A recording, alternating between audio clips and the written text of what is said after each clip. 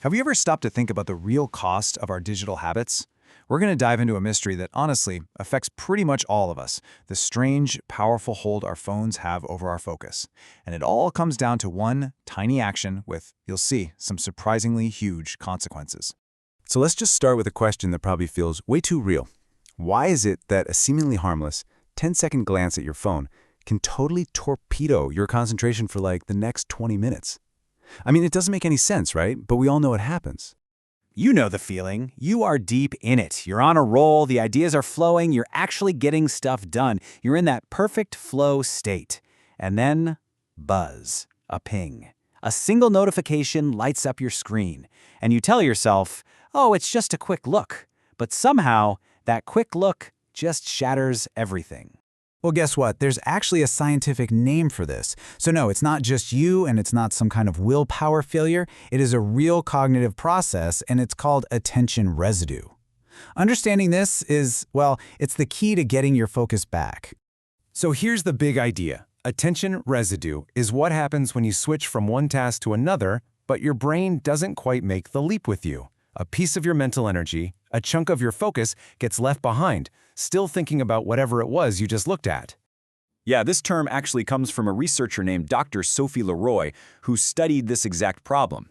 And her work showed that when we switch tasks really fast, we don't make a clean break. As she puts it, a residue of your attention stays stuck. That's it. That's the ghost in the machine that's messing with your head.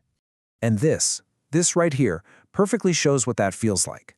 So you physically turned back to your work, right? You're staring at the report. But a big part of your brain is still somewhere else. It's still thinking about that text you just got, or that email, or that news alert. Your mind is literally in two places at once. So the process is dangerously simple. It all starts when you're really engaged in something important. Then comes the glance, the interruption.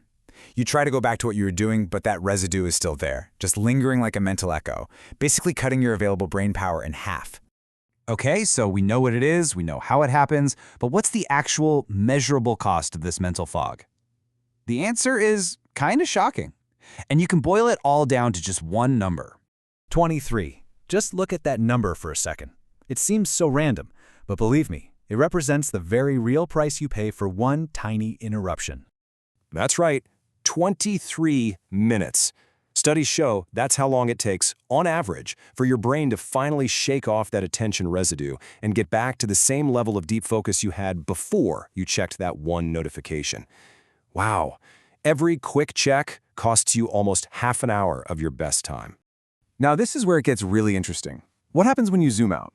That 23-minute cost isn't just about your personal productivity. When you apply that to an entire generation, you start to see this massive society-wide problem taking shape. Take a look at this number. 9 hours. What could that possibly be? It's not how long you sleep. It's a daily number. Yep, that's the projected average time Gen Z will spend on screens every single day by 2026. And 9 hours of screen time, well, that means 9 hours of near constant opportunities for those little interruptions, for those glances that each kick off another 23-minute reset. This relentless cycle of interruption and recovery is fueling something that experts are now calling digital fatigue. And it's not just, feeling a little tired of your phone. It's now being seen as a genuine public health issue. It's the state of mental exhaustion caused by the constant weight of managing our digital lives. And here's why this all matters so much. Just think about it. When you spend 9 hours a day in an environment literally designed to interrupt you, and each one of those interruptions costs you 23 minutes of real focus, the math is just staggering. This isn't just about finishing a project. It's about a widespread sense of being constantly drained, unable to think deeply about anything at all.